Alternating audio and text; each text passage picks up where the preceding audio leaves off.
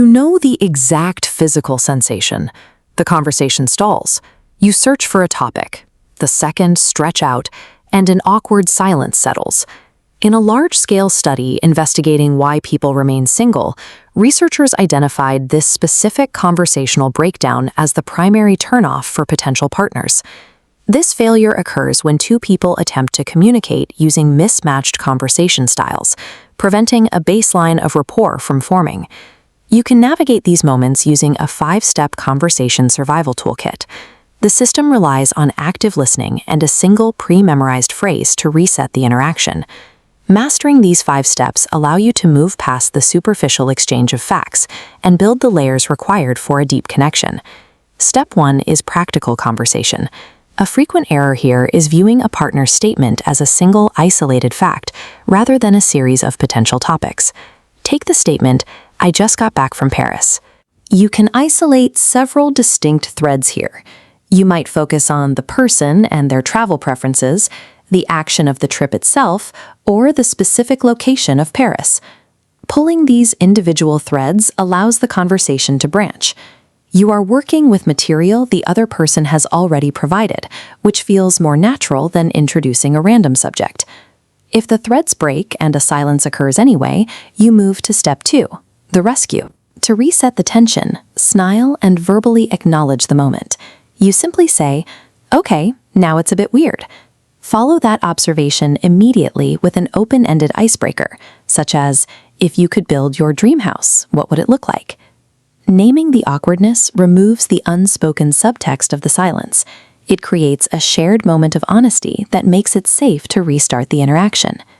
Step 3 uses the spatial concept of conversational breadth versus depth to move the interaction forward.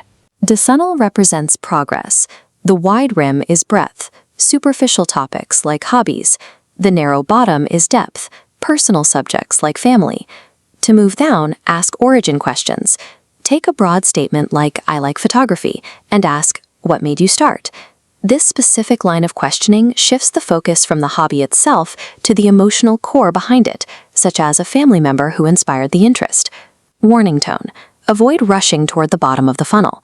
Broad context at the top is the currency you spend to discuss deeper subjects. Step 4 is emotional conversation. Often men stall their own interactions by asking a series of repetitive interview-style questions. You can break this pattern using a cold read. This involves replacing a direct question with a presumptive observational statement about the other person. This graphic compares the two methods. On the left is a standard question. "Do you like trying new things?" On the right is a cold read. "It seems like you enjoy getting out of your comfort zone." When you state an observation about someone's character as a fact, the other person is likely to ask why you believe it. For a cold read to work, it must be based on actual observation, stay relatively general, and be framed as a compliment or a playful tease. By making an assumption, you encourage the other person to invest their own energy into explaining or validating their personality to you. Step 5 integrates these conversational mechanics into a social persona, the paradoxical personality. Consider the philosopher Bertrand Russell.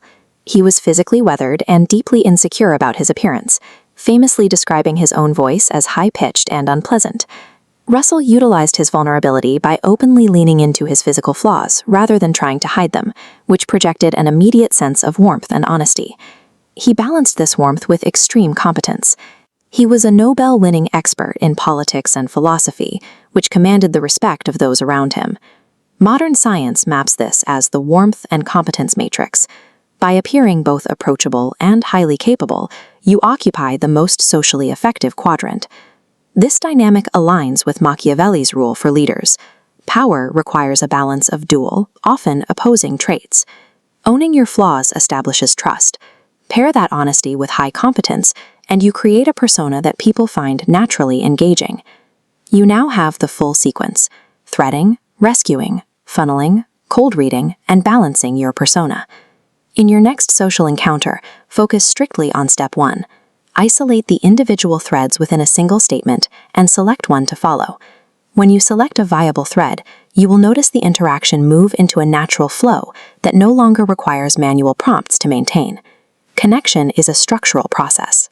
By practicing these mechanics, you can move from a place of social uncertainty to one of consistent conversational success. These verbal steps are only half of the system. In the next video, we will detail the body language techniques required to support this framework.